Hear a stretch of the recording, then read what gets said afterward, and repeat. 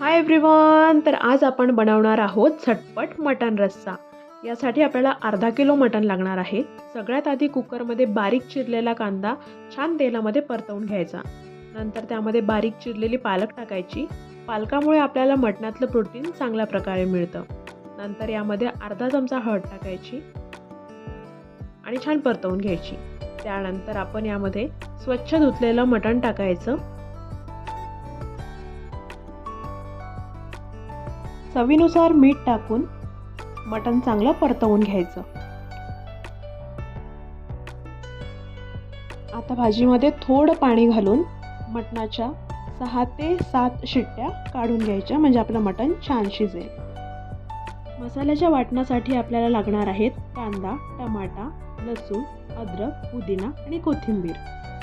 सुक्या मसाल्यासाठी आपल्याला लागणार आहे सुकं खोबरं, धने, जिरे, बडीशेप, दगडफूल, तेजपान, लवंग, मोठी विलायची, छोटी विलायची, कर्णफूल, जावित्री, मिरे, दालचिनी आणि बदाम. स्क्रीन पॉज करून तुम्ही मसाले लिहून घेऊ शकता. यानंतर एक एक करून सगळे सुखे मसाले तव्यावर टाकून छानपैकी भाजून घ्यायचे.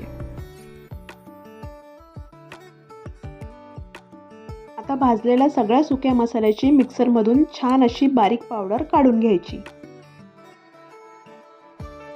ओल्या मसाल्याच्या वाटणासाठी कांदा तव्यावर छान भाजून घ्यायचा. त्यानंतर सगळे ओले मसाले एकत्र करून त्याची मिक्सरमधून छान अशी बारीक पेस्ट करून घ्यायची. आता एका भांड्यामध्ये तेल घ्यायचं आणि त्या तेलामध्ये आपण वाटलेला संपूर्ण मसाला, यामध्ये सुका आणि ओला दोन्ही मसाले मिक्स आहे, हा टाकून तेलामध्ये छान असा परतवून घ्यायचा.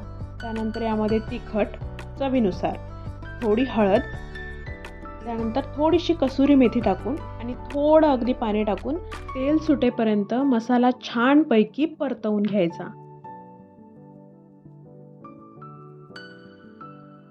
6 ते 7 शिट्ट्या केल्यानंतर मटण चांगल्या प्रकारे शिजतं.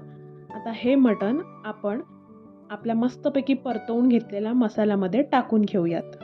भाजीला अशी छानपैकी मस्त उकळी फुटलेली आहे.